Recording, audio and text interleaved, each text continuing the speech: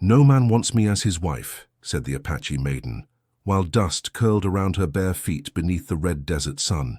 She stood alone near the trading post fence, marked by whispers, stares, and a silence sharper than any blade.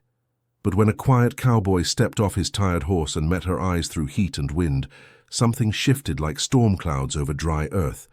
Could two wounded hearts find a home in a land where pride is currency? Scars are stories, and love can cost a life. A frayed piece of blue cloth fluttered on a barbed wire post, snapping in the wind like a broken flag. The Apache maiden tightened her grip on it, pressing it against her chest as if it held the last warm breath of someone she once trusted. The wind carried dust across the empty road, rolling like tired spirits, while the wooden signs above the saloon creaked in a slow rhythm. Creak, pause, creak. She looked down, not because she was weak, but because every pair of eyes she met in this town sliced her spirit a little thinner. Her braided hair hung heavy with desert sand, and the leather straps across her arms bore small carvings, signs of hope, not war.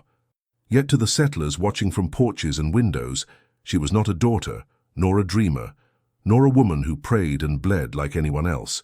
She was simply the one no man chose, and that sentence followed her like a shadow longer than the canyon itself. A metal pail clattered near the well, blown by the wind.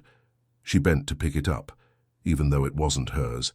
A small settler boy stood nearby, frozen and afraid to come closer. She wiped dust from the rim and gently placed the pail back beside him, patting his shoulder once, soft as dusk. That tiny act, the quiet kind that no one praises, was seen only by the sky and a man just then riding into town. His horse moved slow, almost apologetic, as if both rider and beast carried something they'd rather leave buried. The cowboy's hat shadowed half his face, but his eyes, steady as mountain rain, studied the maiden longer than any soul dared. Not with pity, not with hunger, with recognition. Bootsteps echoed behind her. Two townsmen, arms crossed, spat tobacco and muttered words dipped in poison. One of them pointed toward her beaded necklace, a handmade piece, shaped like dawn on river water, and whispered as though speaking truth. She should have been chosen by now. Something ain't right. The cowboy's boots stopped. He dismounted. The wind died, as if the earth waited to hear what would happen when an unwanted soul and a silent stranger finally shared the same breath. Then a badge glinted near the sheriff's door, and a telegram rider hurried through town, clutching a sealed envelope with her tribal mark. The telegram rider's horse skidded in the dust, hooves throwing up a pale cloud that drifted straight toward the maiden. She turned her face slightly, closing her eyes against the grit, the blue cloth still clutched in her hand. Around her, the street slowed. Men on porches watched. A woman paused with a basket of bread at her hip. The only sound was the jingle of spurs and the nervous snort of the telegram horse. The quiet cowboy stood beside his own mount now, one hand on the reins, the other resting near the worn handle of his saddlebag. He watched the rider head straight for the sheriff's office, leather satchel bouncing against the man's side. For a heartbeat, the cowboy thought nothing of it. Messages came and went in these border towns all the time. Then he saw the seal on the envelope, dark against cream paper. A small red symbol, the same mark painted on the maiden's beaded necklace. He frowned, his jaw tightening. The maiden drew a breath and let the cloth fall back against the post. She did not move toward the sheriff's office. She did not run. She only straightened her shoulders as if the heat had just risen another 10 degrees. "Water?" the cowboy asked quietly. His voice was low, careful, as though words were stones that might scare her if thrown too fast. He lifted his canteen a little, not stepping too close. The townsman near the saloon shifted, surprised he was speaking to her at all. She looked at him, eyes dark as a storm about to break. "I can walk to the well," she replied. "My legs are not broken." "I know," he said, "but the well's farther than my hand." For a moment, something softened in her gaze. Not trust, not yet, but recognition that he was not laughing, not sneering, not treating her like a curse that walked on 2 feet. She reached out and took the canteen, fingers brushing his for just an instant. Her hand was calloused, like someone who worked more than she slept. "Thank you," she murmured. Behind them, A sharp voice cut through the quiet. "Girl." The word snapped like a whip. The maiden flinched, the canteen still at her lips. The cowboy turned his head slowly. The sheriff stood in the doorway of his office, badge catching the light. Beside him, the telegram writer wiped sweat from his brow and held out the envelope with the red tribal mark. The sheriff's eyes were narrow, measuring. "Coyote," he said, pointing the envelope toward her like a knife. "Come here." The street held its breath. The boy with the pail backed away, clutching the handle with both hands. The cowboy stepped half a pace closer to the maiden, not in front of her, but near enough that she could feel the weight of his presence. "You can drink first," he said softly. She swallowed the last sip, wiped her mouth with the back of her hand, and passed the canteen back. Her fingers lingered for a second longer this time, as if she knew she might not touch something kind again for a while. Then she walked.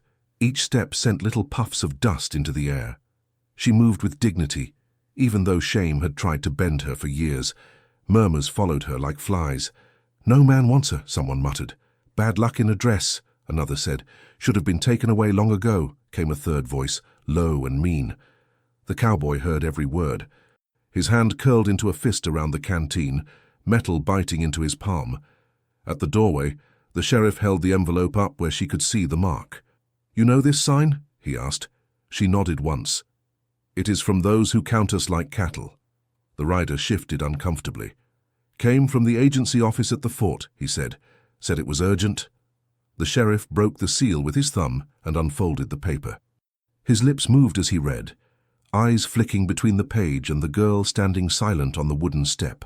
The cowboy watched his jaw tighten. "What is written?" the maiden asked. Her voice did not shake. The sheriff folded the paper, then opened it again, as if hoping the words might change. "It says you are to be placed," he said. "They want you moved." "Moved where?" she asked. "Into service," the sheriff replied. "A house on the other side of the territory. They say no man here has taken you as wife. They say you are a burden on rations. They want to send you off as hired help. They already signed the order." The town seemed to shrink around them. The maiden's fingers twitched at her side, but she did not step back. She did not plead. "So I am a number on their paper," she said quietly. "Not a heart." "That's government ink, girl," the sheriff answered. "Ink don't care about hearts." The cowboy took one step forward. "She got a say in this?" he asked. The sheriff glanced at him. "Who are you to ask?" "Just a man listening," the cowboy said. "Man with eyes." The sheriff snorted. "Eyes won't pay for her food. Orders are orders. They say she goes, she goes." The maiden turned slightly toward the cowboy, as if testing whether he would look away like all the others. He held her gaze steady. "I work," she said to the sheriff. "I sew, I carry, I cut wood. I help the old woman by the river. I am not lazy." "Maybe so," the sheriff replied, "but the letter says you belong on a different list now. House service. They even wrote the date." He tapped the bottom of the page. "When?" the cowboy asked. The sheriff hesitated, then sighed. "End of the week," he said. "Wagon comes through, picks her up. That's how it is." The maiden's jaw clenched. For a moment, the world seemed to tilt, sky too bright, earth too small. That life they had planned for her did not carry her name, only her body. "What house?" she asked. "Whose roof?" The sheriff folded the paper again, slower this time. "Says here," he muttered. "She's to be inspected, then assigned. No name, just placed where she's wanted." Silence dropped like a stone. The words sat between them, heavy and cruel. "Like a chair," the maiden whispered. "Or a pot." A horse snorted behind them. The cowboy shifted his weight, eyes darkening. "She already works," he said. "She already eats less than she earns. Who signed that paper?" The sheriff glanced down at the bottom line. "Agent's mark," he said. "Not mine. My job's to see it done, not to argue with it." The cowboy looked at the maiden, then at the envelope, then at the sky as if it might offer another choice. "If a man here wanted her as wife," he said slowly, "would that change the list she's on?" The sheriff stared at him, the street suddenly too quiet. The maiden's fingers dug into the wood beneath her feet. For the first time in years, the question hanging over her life was not, Who will take her away, but who will stand beside her? And before anyone could answer, a second telegram rider appeared at the far end of the street, riding hard, waving another envelope with the same red mark, as if the agency had changed its mind or sharpened its plans. The second rider's horse came in fast, too fast for the narrow street. Hooves struck stone, iron shoes sparking as the animal fought the pull of the reins.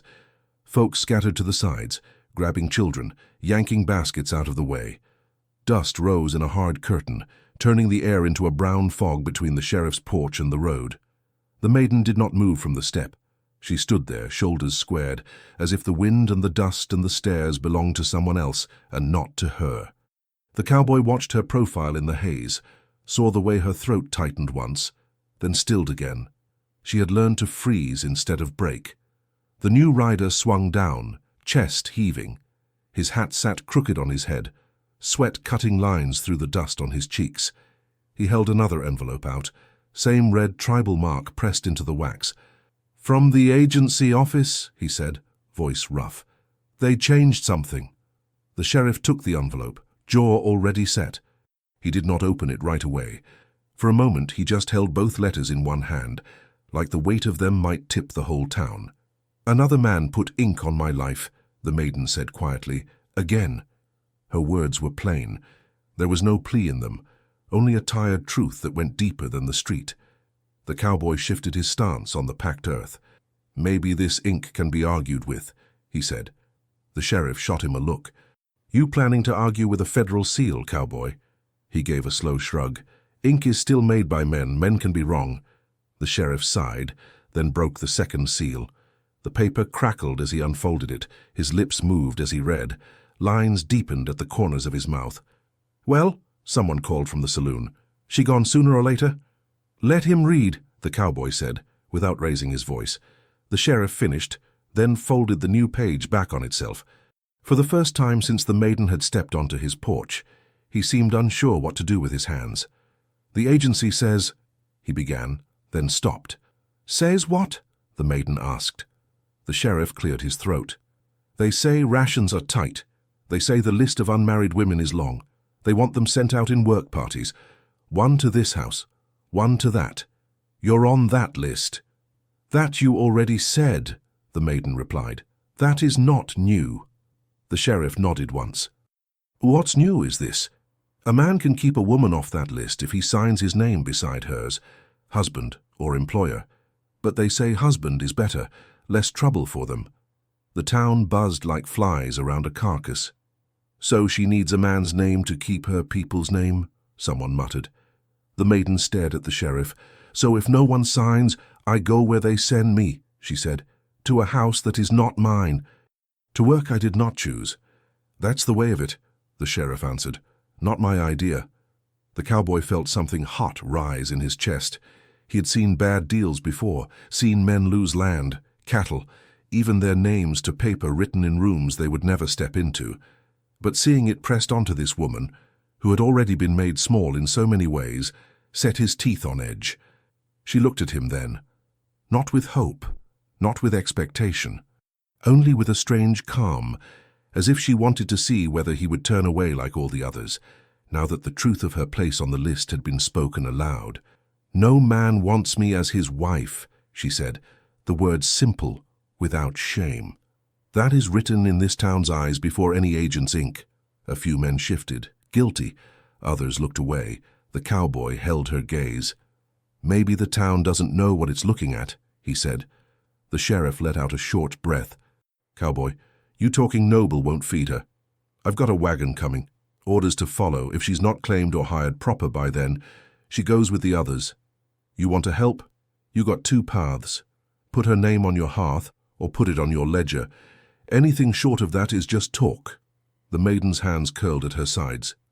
"I am not cattle," she said. "I am not a bed, nor a pot. I will not be handed like a coin."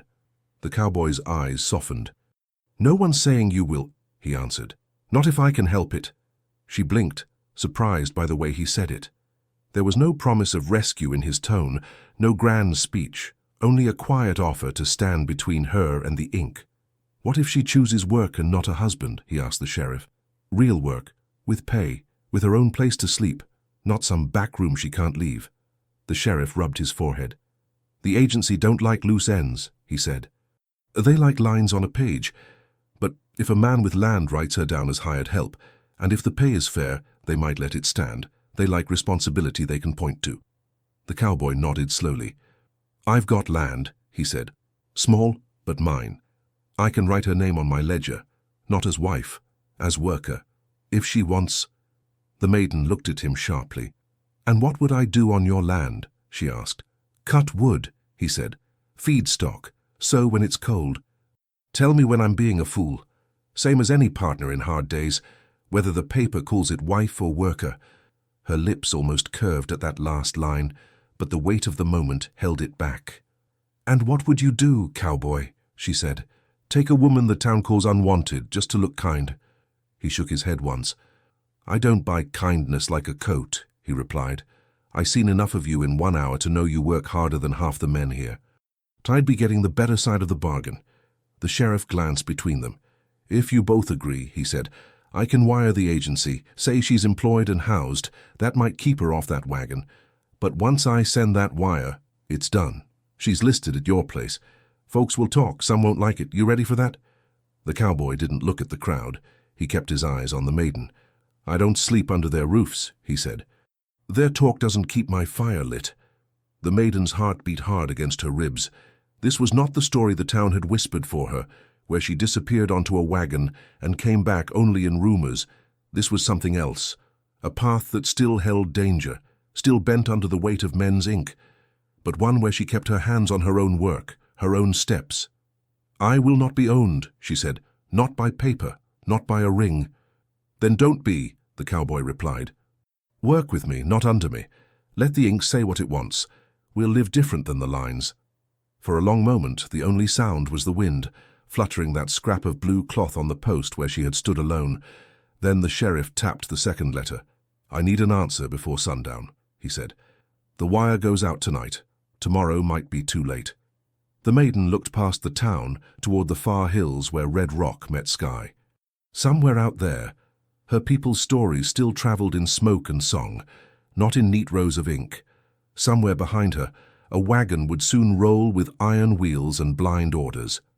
Between them stood a cowboy holding out not salvation, but a hard, narrow road where she might still choose who she was each morning. She drew a slow breath. And just as she opened her mouth to speak, a thin voice from the back of the crowd called her childhood name in her own language, a name no settler here should know. A gasp rippled through the crowd, small but sharp, like a dropped teacup cracking tile.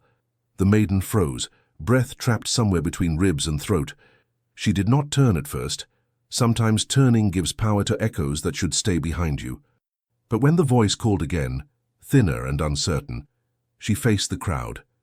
A figure stepped forward from the edge of the gathering, a traveler, wrapped in a faded wool shawl, dust crusted along the hem, boots scuffed from miles no map cared to measure. The traveler raised trembling hands, studying the maiden's face like someone searching for the answer to a question whispered by dawn.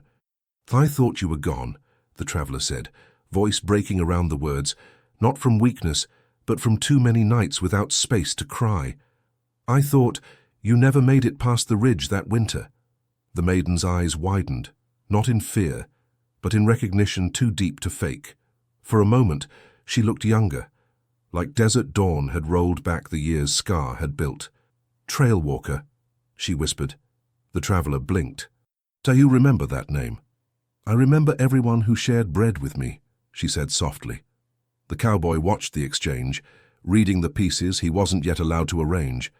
The sheriff, however, looked less patient. You two know each other? He asked. The traveler nodded without taking eyes off the maiden. We walked part of the journey together, before the borderline town, before the ledger men. Murmurs started again, not cruel this time, but hungry. A new voice meant new information, and information was a kind of currency here. The traveler stepped closer, slow and careful, as if approaching a skittish animal, not out of insult, but respect for anyone who'd learned that touch sometimes comes with cost. You disappeared, the traveler continued. One day you were warming your hands beside the fire, and the next morning only your footprints stayed. The maiden held the traveller's gaze, shoulders straight. I was told there was opportunity here, work, a place to stand without being chased. Her tone was steady, but the cowboy caught something beneath it, a wound not yet named. The traveller shook their head. Opportunity doesn't come in ledgers, it comes in hands linked, in stories shared. They turned this place into a page where people become lines. The sheriff, tired of philosophy, tapped the telegrams against his palm. That's enough. This isn't story hour. I need an answer. But the traveller shifted, unexpected steel in their stance. You'd send her away, they asked. After all she's built here with sweat you never paid for? The sheriff bristled. You don't know the way this town runs. I know exactly how towns like this run, the traveller replied quietly. People are measured by how easy they are to replace. The maiden's face softened, not with relief, but with the rare feeling of being understood without asking. The cowboy, who had been watching more than speaking, stepped forward with a different kind of calm. She shouldn't have to barter herself for a place to stand, he said, not as wife, not as worker, not as burden. Some of the townsfolk shifted uncomfortably. Shame wasn't a common guest here. The maiden looked at both of them, the cowboy with steady eyes, the traveller with shared history, and something inside her rearranged. For the first time in many years, she did not feel like a single person facing a town. She felt like part of three, and three was stronger than one or none. The sheriff exhaled, weary. I don't write the rules, he said, but I have to answer to the wire. If she won't choose, it gets interpreted as refusal, and refusal equals vacancy, and vacancy goes on the wagon manifest. The maiden's fingers curled around the edge of the porch rail. The wood creaked beneath her grip. The sky overhead seemed to thicken, clouds gathering low, restless. Then she spoke, loud enough for every soul to hear. I will not be listed by anyone who has not heard my voice. I have work in my hands, strength in my back, and a story that is not finished. For a heartbeat, it felt like she had ended it there, but the sheriff shook his head slowly. Strength don't change orders, he said. Only signatures do. The wind rose suddenly, flinging the blue cloth from the post. It danced through the air, tumbling toward the traveller, landing at their feet like a message delivered by the storm. The traveller bent, lifted it gently, and looked at the maiden, not with pity but purpose. You lost this once, they said. You don't have to lose where you stand, too. The maiden stared at the cloth, memories moving behind her eyes. Just as she reached for it, an armoured stagecoach rolled into view at the far end of the street, painted black, escorted by two riders in grey coats, and carrying a third sealed paper marked not with red, but with black. An iron-plated coach rolled toward the town square, wheels grinding hard against stone, pulled by two ash-grey horses with blinders polished darker than midnight. Unlike the usual mail cart, this one carried no painted crest beam, no route number, no merchant branding. Its presence felt like something decided behind a locked door, not meant for public eyes. The red-winged maiden stepped down one stair, instinctively widening her stance, not in fear, but readiness. The traveller beside her tightened the shawl. The cowboy shifted slightly, placing himself where he could see all moving parts without appearing to guard her. The coach halted. Dust settled. A uniformed registrar stepped down, coat buttoned to the throat, gloves immaculate, expression unreadable. The sheriff muttered, Territorial Registry Office. They must have escalated it. The registrar removed a leather folder. A reassessment order has been issued for the Red Wind citizen currently listed as unplaced. Unplaced, the maiden repeated. I have stood on this land for seasons. I am not drifting sand. The registrar didn't flinch. Unplaced means the government has no verified status for you. No plot, no contract, no authorized kin listing, no recognized skill ledger. Without one, you are considered non-stationed and therefore subject to relocation. That's the same as exile dressed in ink, the traveller snapped. The registrar ignored them. Effective immediately. All unplaced persons will undergo classification. The cowboy's jaw flexed. Classification into what? The registrar flipped a page. voice flat enough to freeze water. Labor, service, or relocation? The maiden stared back, unblinking. And where do you place voice, skill, or spirit? We place according to documents, the registrar said. Not poetry. The cowboy's voice lowered. Her hands have done more work than half the men here. That may be, the registrar replied, but testimony does not override lack of record. The maiden finally spoke, tone controlled. If a document can erase me, why do you trust the document more than the one who breathes? The registrar paused, just long enough to reveal he didn't have an answer. Then he looked at the cowboy. If you intend to register her under your worker's contract, understand it binds you legally for a year. Wage, shelter, medical care, fair treatment, and appeal rights. If you fail, penalties apply. The sheriff muttered, That's new. It was signed yesterday, the registrar replied. And if I intend to register myself? The maiden asked. The registrar turned. What trade category? I can carve and stitch, harvest and scout, and learn faster than most who mock me. That is not a listed specialization. She stepped closer, eyes locked on his like flint against steel. Then your list is too small. The cowboy exhaled slowly. Admiration, not rescue. The registrar opened another envelope and read silently, then froze. The traveler saw it first.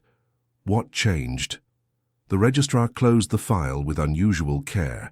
Her petition has been filed, he said, anonymous, demanding she be transferred directly under the capital registry, without public hearing. The sheriff's eyes widened. That means she disappears on paper.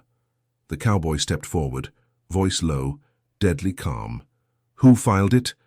The registrar glanced toward the coach window. A silhouette sat inside, unmoving. No one moved. The street felt like a held breath, as if even the wind refused to choose a side. Inside the armored coach, the silhouette remained still, hidden behind the dark glass like an ink blot that stared back at the world. The registrar cleared his throat, folding the envelope as though it carried heat. This petition comes from a private authority, he said, a sealed signet, higher than my station. So someone with power wants her moved alone, the traveler murmured. Without a hearing, the sheriff added, that's not standard procedure. Not even now. The maiden stepped forward, steady as a post set in stone. Then let the person speak with their face, not their shadow. The registrar hesitated. I'm afraid that... The coach door clicked. Silence sharpened. Even the horses stopped snorting. A gloved hand emerged first, resting on the iron rail, dark leather with a crest too faint to read. Then a boot touched the ground, polished and heavy, like someone who'd never walked for survival, only for inspection. The figure climbed down in full, wearing a charcoal long coat, collar turned high, hat brim shadowing most of the face. When the stranger finally spoke, the voice was calm enough to unsettle the heart. Not all records are written in ink. Some are written in memory. The maiden stared, muscles tightening naturally, like a bowstring pulled but not yet loosed. You speak as if you know me, she said. I do, the figure replied. Or rather, I knew what you were meant to become. The cowboy's eyes narrowed. Meant by who? By those who set the original census for the Redwind, the stranger answered. Before the division, before the lists. The traveler stepped closer, voice low. Then you were part of the people who scattered us. No, the stranger corrected. I was part of the people who tried to stop it. The crowd reacted with a mix of confusion and suspicion. The maiden kept her voice calm, but her gaze sharpened. Why petition for me without my voice? Because once your name enters the capital ledger, the stranger said, you gain protected status. Your identity cannot be erased, sold, relocated, or reassigned. You become official and permanent, harder to silence. The sheriff blinked. Capital status overrides relocation. Yes, and labor contracts, the cowboy asked. The capital has no authority to downgrade. Once she is entered there, she cannot be touched by town rulings, registry quotas, or unplaced directives. The maiden drew a subtle breath, not relief, not fear, calculation. But there is a trade, the stranger added. Of course there was. The cowboy stepped half an inch closer to her side. Not shielding, but witnessing. What price? The maiden asked. Attendance at the capital, the stranger replied. Training, education in civic law, registry policy, and record-keeping. You would learn the system from inside, not beneath it. Whispers erupted, not mocking, but startled. You want her to become one of you, someone said. The stranger nodded. We need voices that do not come from polished desks. The maiden did not look away. And if I refuse? You risk relocation, the stranger said, and disappearance into a system that will not treat you as an apprentice, but as a number. The cowboy's voice cut through now, low as thunder trapped in canyon walls. And what if she accepts? The stranger turned toward him. Then she returns as someone who can rewrite policy, not suffer under it. The maiden took a step forward, not toward safety, but toward choice. Her voice, when she spoke, was steady as winter stone. I will not be shaped by those who broke the road beneath my feet. If I go to build what they feared to see. The stranger nodded slowly. Then your decision must be written on record. The registrar opened a new folio, ink trembling on the tip of his pen. The maiden lifted her chin. I will not be relocated. I choose to learn the laws that tried to shrink me. The registrar prepared to sign. Suddenly, the traveler grabbed the maiden's wrist, not violently, but with urgent weight. You must know something, they whispered. The capital is not what it claims. I have seen the black files. If you accept, you may not return the same. The maiden looked at the cowboy. He didn't speak. He just held her gaze and gave a single, slow nod. Decide as someone who belongs, not someone trying to... The registrar cleared his throat. Ink is ready. The stranger stepped back into shadow. The maiden lifted the pen and stopped cold when she saw her birthmark sigil already printed faintly beneath the paper surface, as if someone planned her arrival long before she ever stood in that town. The pen hovered above the page, tip glistening like a blade catching lantern light. Snow-fine dust drifted through the air, even though no wind stirred.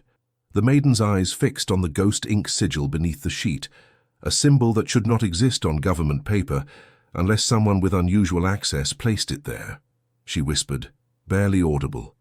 That mark was drawn only once. When I was born. The traveler stiffened. Then someone in the capital has known your name longer than the registry pretends existed. The registrar blinked, startled. What sigil? There is no mark. This is standard parchment. She slid the sheet into the lantern's light. There it was, a faint circular emblem with 4 tiny crossing lines, like a compass missing one direction. The cowboy exhaled slowly. They printed the decision before she got the choice. The stranger, still half-shadowed beneath the coach brim, tilted their head. Some choices are recognized before spoken. The maiden turned toward them, voice sharpened like a needle. Recognition without consent is not honor. It is surveillance. A murmur rippled through the bystanders. The registrar cleared his throat nervously. Our procedure does not allow unauthorized marking prior to public signing. Someone tampered with this document, the traveler hissed, or with her life. The cowboy stepped forward, boots heavy but deliberate. Before that ink touches paper, I want one truth spoken in daylight. He looked directly at the stranger. Why her? The stranger finally removed their hat. A scar traced a thin line from temple to jaw, healed but never forgotten. Eyes like winter water, steady, without triumph or apology.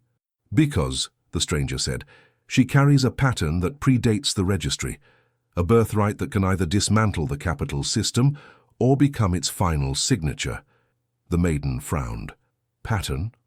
Not prophecy. No, the stranger replied. Prophecies cage the future. Patterns thread it.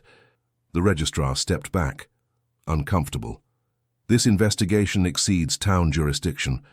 If this is about pre-registry lineage, she must be escorted to central records. No one must anything until she chooses, the traveler snapped. The stranger spoke calmly. The central archive contains sealed history others erased, not because it failed, but because it threatened to succeed. Silence pressed on all sides, not empty but waiting. The maiden finally lowered the pen. If they erased history, what if they erase me when I arrive? The stranger's reply was not comforting. That is why you must learn their instruments. A locked door is not dangerous to a person who knows the lock's design. The cowboy's voice came next. Soft, rough, honest.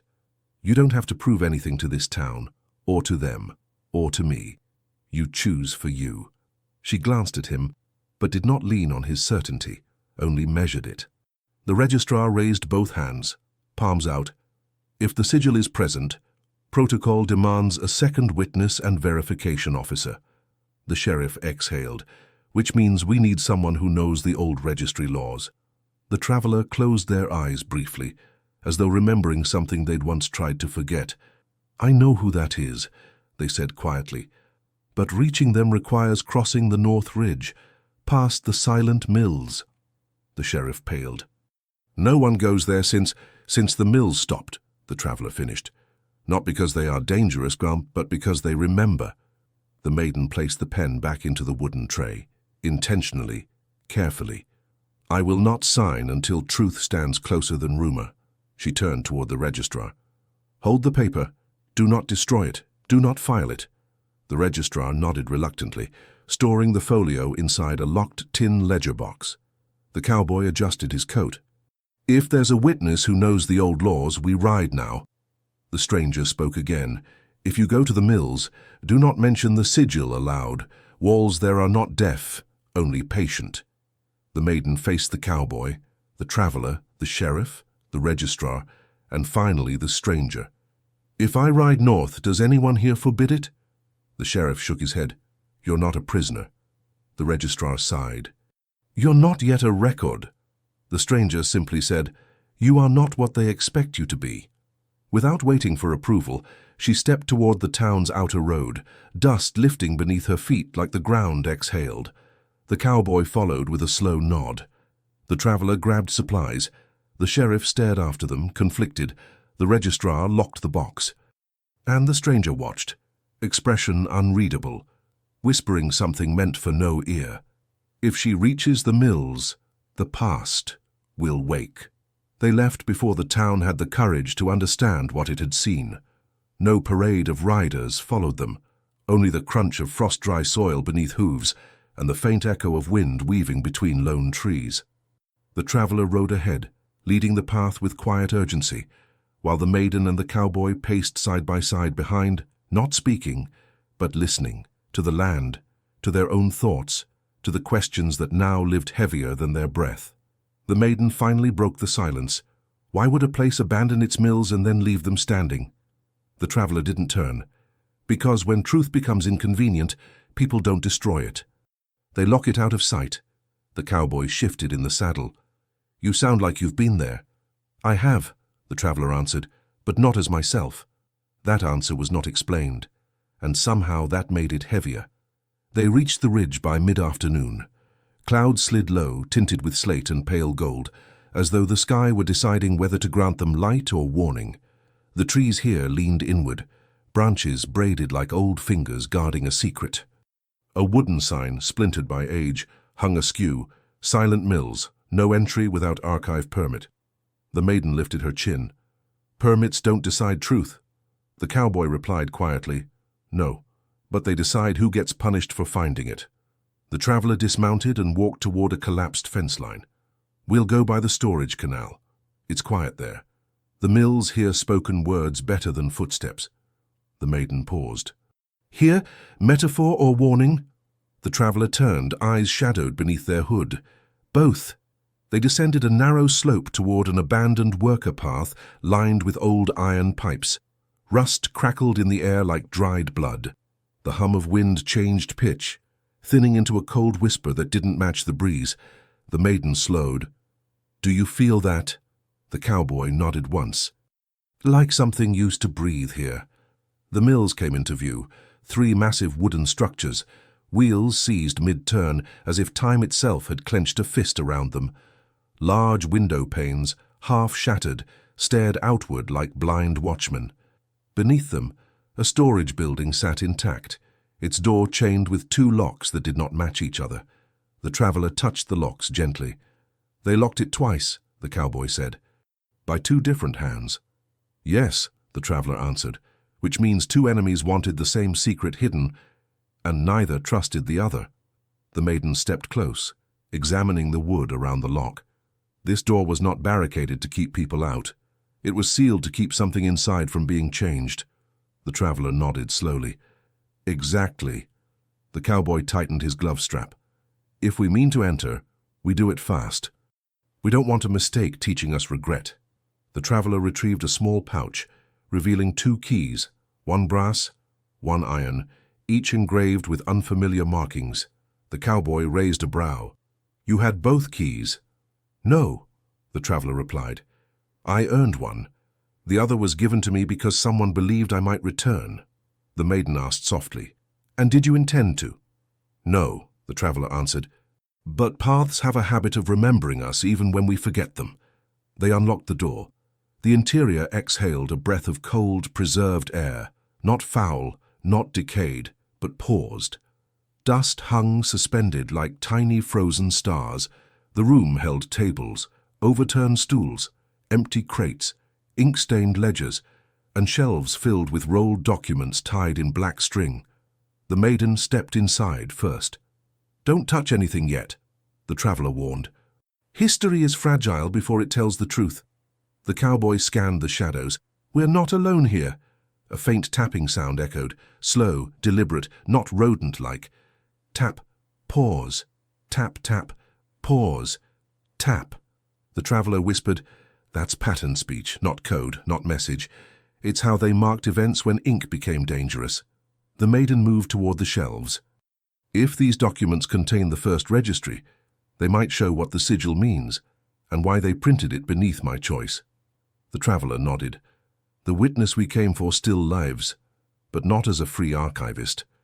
Their testimony was sealed by decree. They're here somewhere, not as prisoner, not as worker, but as something the capital didn't know how to categorize. The cowboy's hand hovered near the lantern. What do we call them? The traveler swallowed. I kept memory. The tapping changed rhythm, now aligned with their presence. Tap, tap, tap, pause, tap, tap. The maiden whispered, It recognizes we entered. The traveler's face tightened. Or it's asking, Which of you carries the forgotten mark? The maiden stepped forward, voice steady. If memory calls, let it see me. But before she could move further, a voice, low, papery, unused, yet sharp with intellect, spoke from the shadows. Step no closer until I see the mark with my own eyes. The cowboy turned toward the sound. The traveler bowed their head.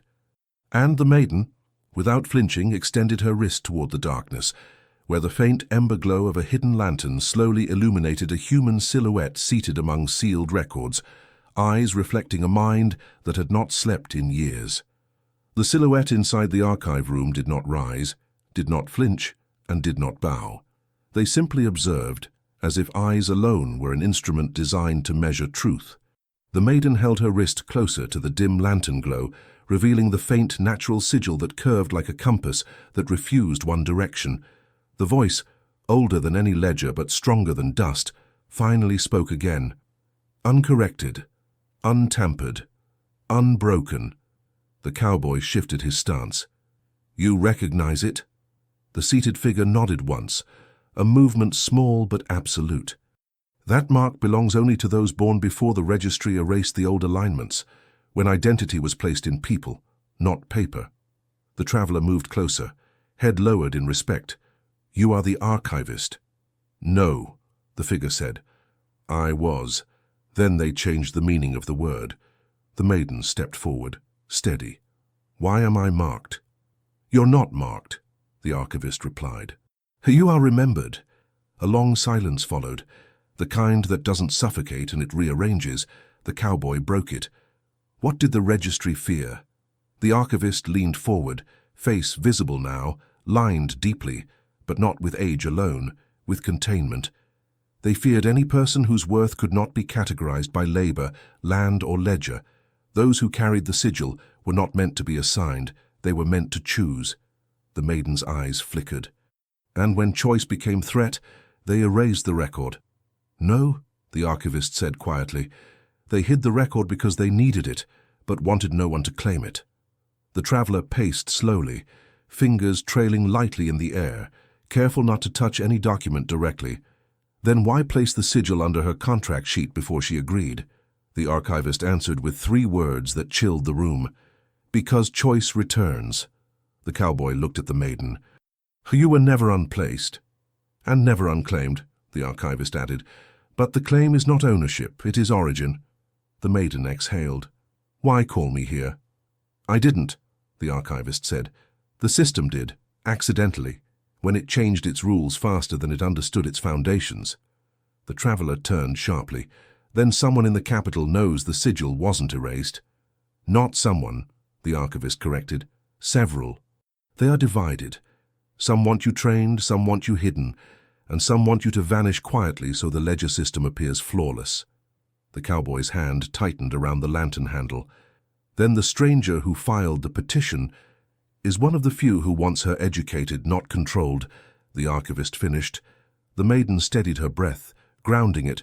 What does the sigil grant? The archivist closed their eyes briefly. It grants what bureaucracy cannot allow, self-definition. The room absorbed those words like dry wood drinking oil. The maiden stepped closer. If I accept capital training, what would I become? Not a clerk, not an officer, not a servant, not an heir. You would become a pattern bearer, capable of recognizing when law serves people and when it feeds only itself. The cowboy spoke quietly. They'll never let that power stand uncontested. The archivist's eyes glinted. They don't intend to, which is why you must decide with preparation, not desperation. The traveler knelt beside the archivist. Is there a record proving the pattern bearers existed? The archivist nodded toward the highest shelf, where dust lay heavy. Yes, but be warned. If that proof leaves this room, the capital will send more than registrars. The maiden stepped toward the shelf, but the archivist raised a hand, halting her. You may read, but not remove. Knowledge is safest when carried, not transported. The maiden nodded slowly. Then I read. As she climbed the small step-stool, the cowboy steadied the base without being asked.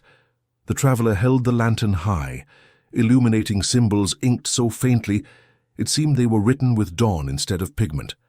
She unrolled the document carefully. A chart of names, not ordered by birth or wealth or trade, but by alignment traits, perception, recall, silence holding, conflict mapping, oath tracking. Her breath caught. Below the listed alignments, a final line. Pattern bearers do not protect the law, they protect those who live beneath it. She looked down at the archivist. This was meant to be public knowledge.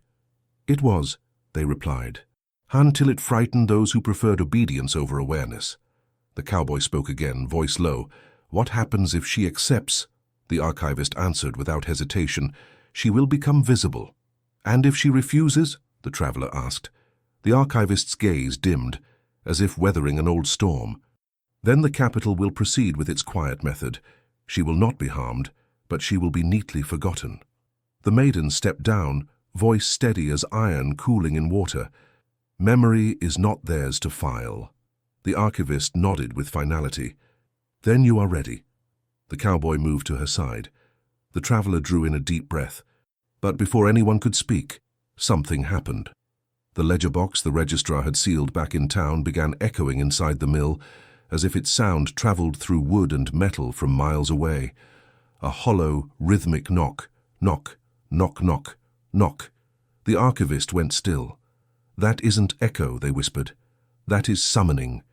The mill's walls seemed to inhale, wood fibers tightening as if listening. The rhythmic knocking did not match any natural resonance. It was too deliberate, too uniform, too patient. Knock, knock, knock, knock. The maiden turned toward the sound, pulse rising but movements controlled. That's not the box, she whispered. It's answering the box. The archivist nodded grimly. The ledger does not summon, it responds. Something outside this mill has recognized that the sigil is active. The cowboy gripped the lantern, flame tightening to a narrower, brighter line. So someone beyond the town knows we opened the record. Not someone, the archivist corrected, something within the system. The traveler paced slowly backward, eyes darting across beams and rafters. There were rumors, that old records could bind more than identities, that some patterns were not only read but activated. The maiden's voice remained even. What is activating now? The archivist's eyes shifted to her wrist. Your presence, combined with knowledge, completes a threshold. Until now, you were a name without history. Now you are history with awareness, and that changes the signal. The knocking stopped. Silence, real silence, entered like a presence. Then, faintly, through the wooden floorboards came a new sound, a low tonal hum, barely detectable, yet undeniably intentional. It vibrated, not through air, but through bone. The cowboy muttered, "Feels like a warning." "No," the archivist said quietly. "It's an invitation." The traveler tilted their head. "To what?" "To finish what was interrupted," the archivist whispered. The maiden stepped forward. "If I follow this, am I following the truth or a design?" The archivist answered slowly, each word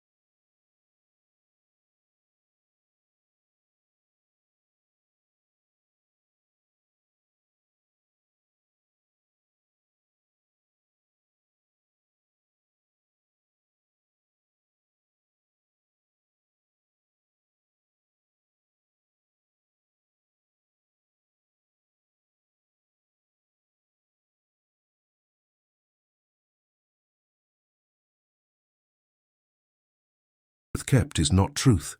But remember, some knowledge must be read, not owned. The maiden stepped off the ladder, boots landing on smooth stone that had never seen light rot. Our table stood at the center, circular, carved with intersecting lines matching her sigil's geometry, only larger, older, and filled with markings meant for minds that do not rush. The cowboy's voice dropped.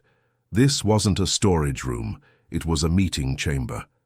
Or a judgment hall, the traveler muttered. The maiden approached the circular table, not touching it, only listening. There was no hum down here, no knocking, only the echo of possibility. Then she noticed 3 sealed containers sat on the far shelf, identical shape, different sigils, each burned into metal. Container sigil description, meaning, traveler's glossary, Bucker 1 circle split in halves, division number 2 circle, open at top, emergence number 3 compass with missing line unaligned. The maiden whispered, "Mine is the 3rd. The traveler swallowed. "Open it only if you intend to become what follows." The cowboy said nothing, but his presence felt like a hand on her back, even without touching. She reached out, slow, deliberate, and lifted the container with the unaligned sigil. It was lighter than expected, warm, not cold. Inside was not a scroll, but a mirror, not polished glass, polished metal, showing reflections with no distortion. The traveler frowned. "That's not a message. It's a test." The cowboy took a step closer. "No, it's a declaration." The maiden stared into the metal surface. Her reflection did not mimic her movement. Her breath caught. She looked left. The reflection looked forward. She narrowed her eyes. The reflection smiled. The traveler stepped back. "That's not you. That's the record of who they designed you to become if you entered the system unchallenged." The cowboy whispered, "What does that mean?" The reflection lifted its hand and tapped the metal surface once. Tap. From upstairs, the archivist shouted down the ladder shaft, "Step awake, or now!" Too late. The mirror reflection opened its mouth. The mirror reflection's mouth opened. But no voice came out, only a soundless shape of words, like something spoken behind glass underwater. The maiden froze, not in fear, but in calculation. Her eyes narrowed as she studied how the reflection behaved, not just what it tried to communicate. The traveler whispered urgently, "Back away." "It's not communication, it's extraction." But the maiden shook her head slowly. "No, it's not trying to take anything. It's trying to show something." The cowboy kept his body turned slightly toward her, ready but not obstructing. "What do you see?" The maiden focused, watching the reflection's mouth movements. One word. Repeated. "I think it's saying, name." The traveler's breath caught. No, it can't be asking that. Names in the old system had binding weight. "Don't you dare speak yours into something that predates consent." The maiden didn't move. Her reflection did, leaning closer, eyes sharper, expression almost eager. The cowboy stepped forward just enough to be heard. "You don't owe your name to a mirror, a ledger, or a room." The maiden nodded slowly, then addressed the reflection aloud. "If you want to speak, you use your name first." The reflection blinked, its first break in perfect synchronicity. The traveler muttered. It hesitated. That means it's not memories, it's programming. Suddenly, the mirror flashed with a brief shimmer, not light, but data glare, as if recalling a stored sequence. When the image stabilized, the reflection finally spoke in an audible voice, resonant and even. Designation: potential title bearer. Registry draft. Pre-alignment model. The maiden stood straighter. "I am not a draft," the reflection continued, tone emotionless. "Expected compliance, high. Expected deviation, low. Recommended role, model interpreter within capital division." The traveler clenched their jaw.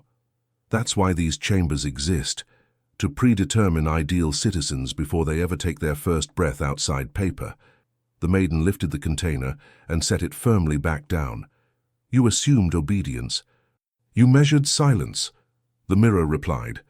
"Silence allows stability. Expression introduces risk." The cowboy stepped closer, voice low but unwavering. "Stability for who?" "System integrity," the mirror answered. The maiden pointed at her own reflection, at the face that followed programming, not freedom. "You are not me. And I will not become you." For the first time, the reflection's face changed without mirroring her emotions, brows tightening, expression straining, as if the program felt a logic error. "All pattern bearers must align with systemic evolution," it warned. The maiden shook her head. "No, pattern bearers define evolution." A subtle vibration pulsed through the chamber, not physical, but perceptual, like a thought echo ricocheting through the walls. The traveler's eyes widened. "It's receiving your resistance as input," they whispered. "You're rewriting the expectation." The mirror flickered, now displaying not a reflection, but lines of shifting script, phrases blinking like a malfunctioning directive. If she does not align, alternative protocol. If she resists, recalibrate. If she rejects, record outcome. If she chooses, undefined path. The cowboy exhaled slowly. "You broke its map." The maiden pressed her palm lightly, not fully, against the cool metal surface. "Then write a new one." The mirror paused. For the first time, it asked a question. "State intention." The maiden closed her eyes briefly, then opened them with clarity sharpened like dawn frost. "To learn the law without becoming its weapon." The mirror dimmed, voice softer, almost human. "Intention accepted." "Updating possible destinies," the traveler whispered, trembling. "No one has ever reached that stage, not without surrender or collapse." The mirror then presented 3 newly formed inscriptions across the metal surface. Capital path, reform through internal influence. Outer path, build new system beyond registry reach. Dual path, master system, then redefine it. The cowboy met her eyes. "Whatever you choose, it needs to be yours. Not reaction, not rebellion just to spite them, but conviction you can stand inside for the rest of your life." The maiden stepped away from the mirror, gaze unwavering. Before she could speak her choice, the archivist's voice echoed from above, urgent, strained, and afraid. Someone has arrived at the mill, and they came without horses.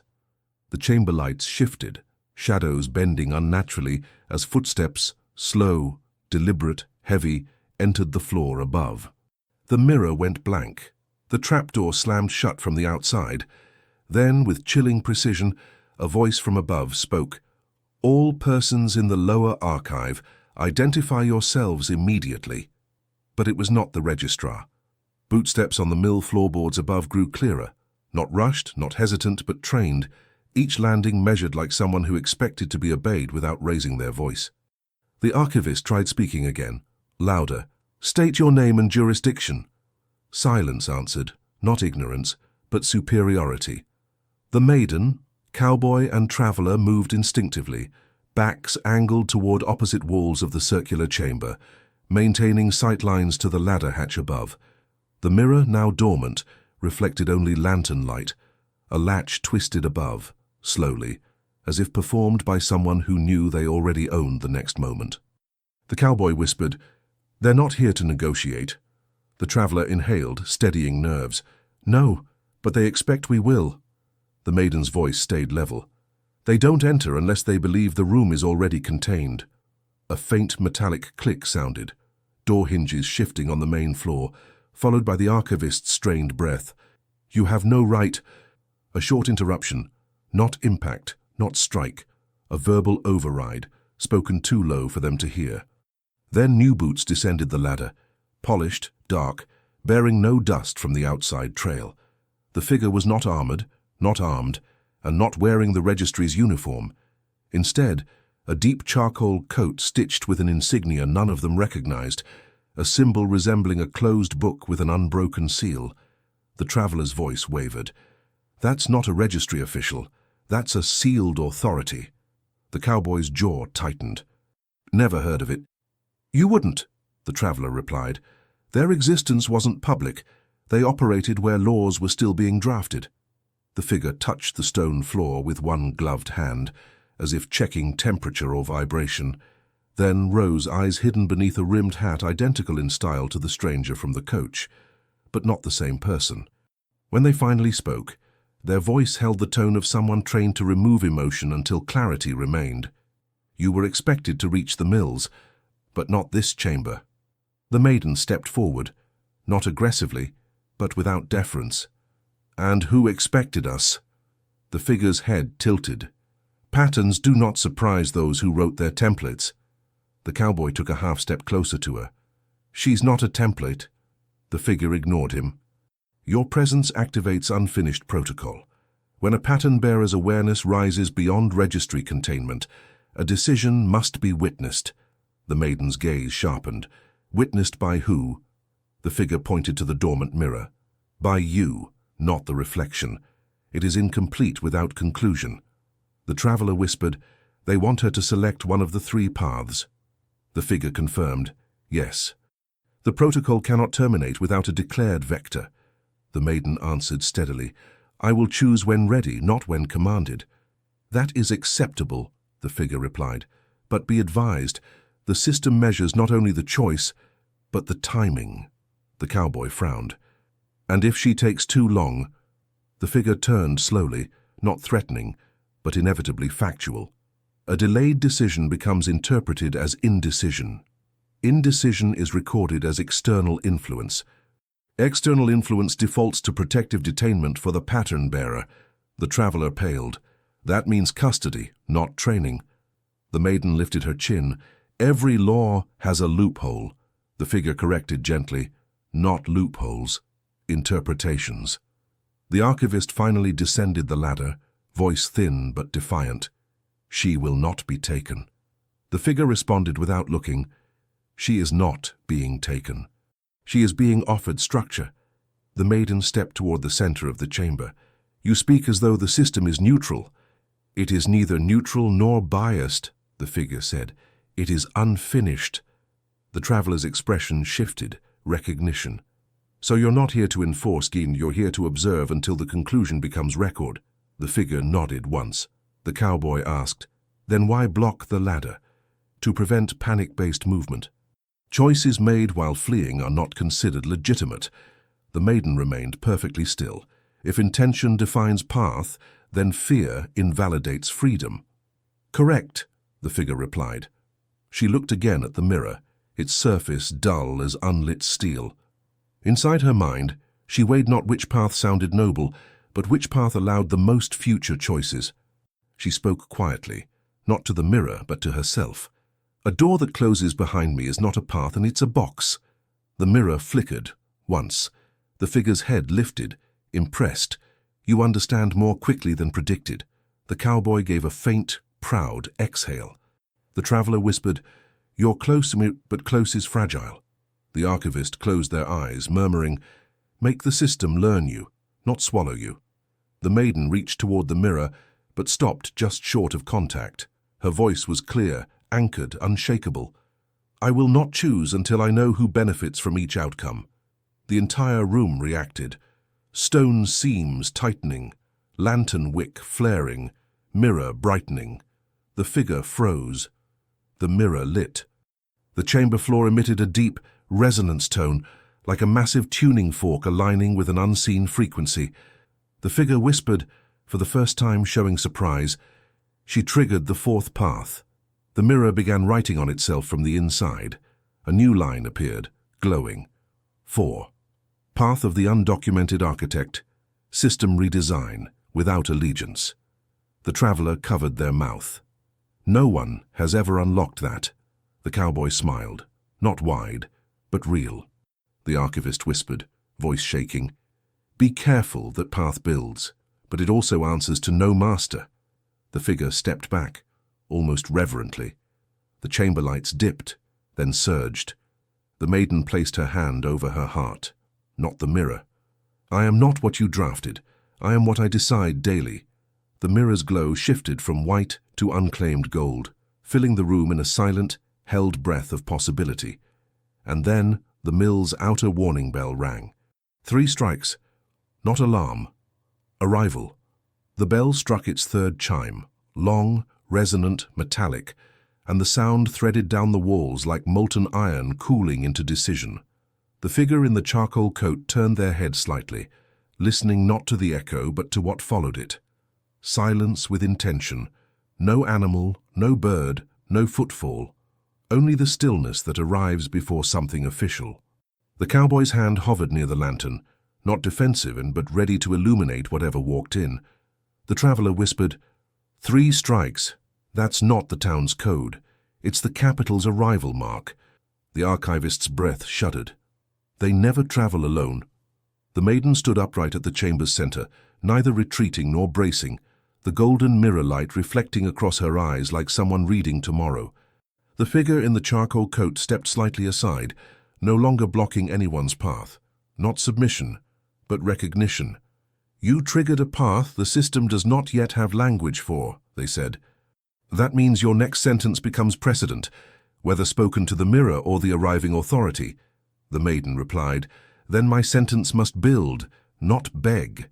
Above them, soft footsteps entered the mill, almost weightless, like someone walked without allowing the floor to fully claim them. A voice followed, quiet but not timid, calm but not passive. "Lower your tension," the voice called down.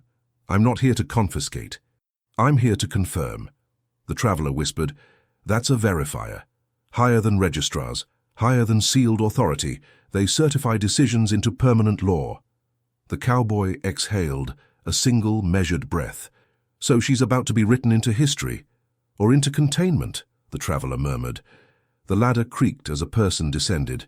No hat, no insignia, no military posture. Plain clothing, long grey coat, loose sleeves, hair tied back, hands visible. Nothing intimidating, except the eyes which saw function, not faces. But when those eyes fell on the maiden, they did not calculate. They paused. That pause mattered.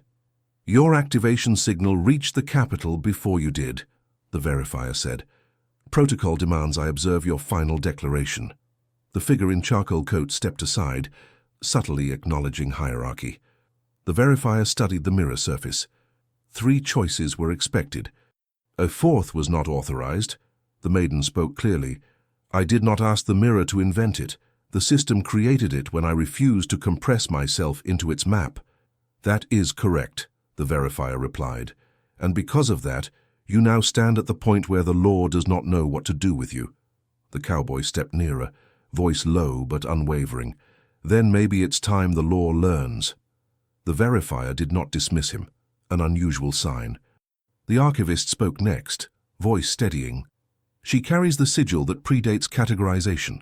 If she chooses the fourth path, the system must expand to honor original intent. The verifier approached the maiden. Before any path becomes record, it requires spoken definition from its bearer. The fourth path is not legitimate until you articulate what it means. The mirror glowed brighter. The traveler closed their eyes, whispering, "This is it. The language you choose now becomes architectural law." The cowboy didn't speak. He simply became presence, not pressure. The maiden stepped forward, closer to the mirror, but did not touch it. She inhaled once, not for nerves, but for precision.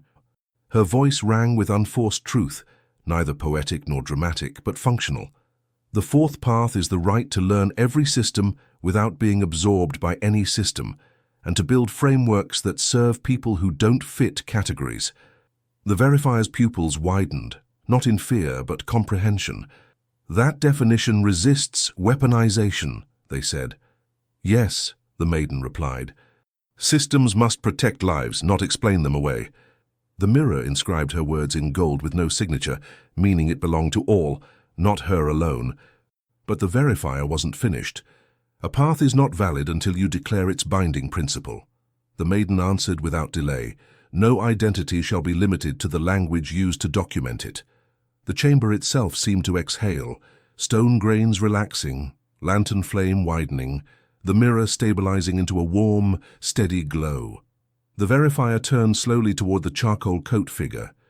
Is there any standing authority that contests this declaration? The figure replied with quiet humility, No. Authority is not threatened by clarity. The verifier nodded once, then spoke the official seal phrase, recorded by observation. Path 4 is now acknowledged. But before anyone could breathe relief, the verifier added, Now comes the real decision. The traveler whispered, There's more. The verifier faced the maiden directly. Will you walk the fourth path privately or publicly? Private means you practice influence quietly, unseen, protecting individuals. Public means you become visible, named, referenced, and expected to testify when systems falter. The cowboy stepped closer, finally speaking soft truth. Private guards safety. Public changes the world. Both matter. The maiden's eyes did not flicker. She answered as if she'd known all along. I walk it publicly, but not as symbol, not as savior, not as exception. I walk it so no one ever has to ask permission to exist. The mirror pulsed once, not dramatic, but final. The verifier placed one hand over their chest, bowing not in submission but in recognition. Then you are no longer unplaced, you are now a precedent. The archivist wiped a single tear, not sadness, but release. The traveler exhaled into steady resolve. The cowboy smiled, a real one this time, faint but unshakably proud. The mill lights dimmed, returning to ordinary glow, as though the extraordinary had finished carving its space. The verifier asked one final formal question. Writer of the fourth path, what title shall history record you as? The maiden paused only long enough to ensure she chose it, not inherited it. Her answer was simple, irreversible, architect at large. Outside, dawn finally broke, not sun, but daylight choosing to exist again. Morning arrived without ceremony, but with clarity, quiet, pale light drifting through the warped millboards, brushing the maiden's face like a new kind of citizenship. Not stamped, not requested, not borrowed. The verifier, archivist, travelers, and cowboy ascended the ladder one by one, leaving the chamber below humming with unfinished potential, not a relic, but a drafting table for futures. Outside, frost still coated the ground, but she felt no tremor of exile. The register books in the capital would eventually print her title, but her identity would not be contained inside their margins. The verifier addressed her formally. You are free to travel, teach, remain, or vanish. No oath binds you, only responsibility follows. The charcoal coat figure offered a final statement. Systems built in fear collapse. Systems built in sight endure. The archivist approached next, eyes gentle. If you ever need the old records, they are yours. Not as chains, Hippo, as references. The traveler placed a hand briefly over their heart. Should you seek collaborators, I remain reachable. But the cowboy said nothing. He simply moved to stand beside her, not claiming space, not asking direction, but matching it. The maiden surveyed the horizon. Roads, towns, border outposts, uncharted valleys, unknown languages, unfinished agreements. None of them frightened her now. She spoke, not to the group, but to the world that heard without listening. No one owns where I go. I will build what didn't exist when others needed it.